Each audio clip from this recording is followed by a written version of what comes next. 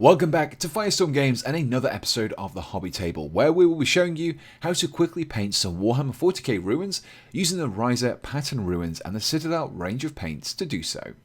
The first step in painting is to prime. This is the perfect opportunity to start pre-colouring our terrain by using one of the coloured sprays from Games Workshop. Colours such as Castellan Green, the Fang and Avalon Sunset work well for these, but in this video I have opted to use Mephiston Red in order to create an Adeptus Mechanicus themed ruin. Following the primer, we next want to dry brush the whole ruin using some Asterath Red, or if you don't have it, some Evil Sunz Scarlet. To dry brush, load up your brush with some paint and drag it across a piece of paper or tissue so only a little paint remains in the bristles.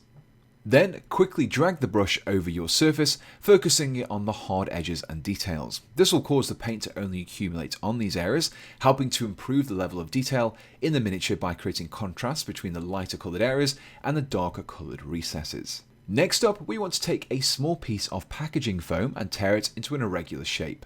Dip this into some Rhinox hide and remove the excess onto a piece of paper.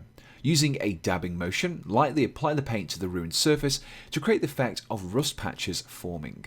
Using the same dry brushing technique as before, apply some Ryza rust over the patches of Rhinox hide and along a few of the edges. This will create a variation in the colour of the rust. With a dry brush loaded with Necron Compound or Ironbreaker, pick out the edges of the metallic parts of the ruin. The dry brushing action will result in the appearance that some of the paint and rust has been worn away, causing the bare metal to show through.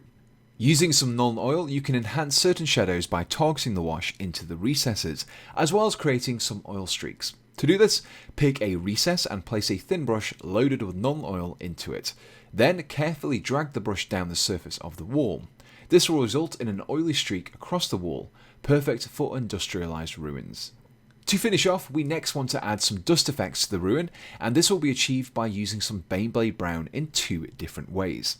First, dry brush the Baneblade Brown onto the lower areas of the ruin, where the dust is most likely to have impregnated the surface of the ruin. Then, using a heavily watered down mixture of Baneblade Brown, target some of the recessed areas along the tops of the protruding surfaces, using it much like a wash. Once dried, it will appear that dust has been blown into the exposed ruins before settling into these recesses. And here we have the finished ruin. Whilst I use Mephiston Red for the base colour, you could easily swap out this and the first dry brush for some blues, greens or yellows to create some variation on your tabletop. If you enjoyed this quick guide to getting your scenery painted and ready for gaming in as little time as possible, then please do let us know in the comments below. And if you have any suggestions for future tutorials, then do leave them below as well. You can find the scenery kit and all of the paints used in this video on the Firestorm Games web store for at least 10% off the RRP, and you can find a link to the site in the description below.